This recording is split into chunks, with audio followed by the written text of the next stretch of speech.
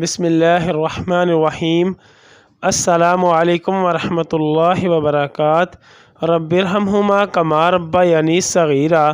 اے میرے رب، میرے ماں باپ پر اس طرح رحم فرما جس طرح انہوں نے بچپن میں مجھ پر کیا تھا۔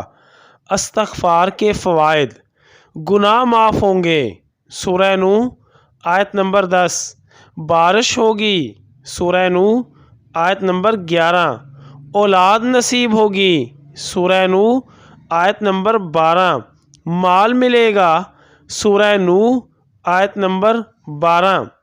باغات ملیں گے، سورہ نوح آیت نمبر 12۔ نہریں جاری ہوں گی، سورہ نوح آیت نمبر 12۔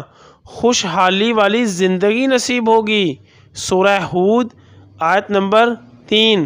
طاقت اور قوت ملے گی، سورہ ہود آیت نمبر 52۔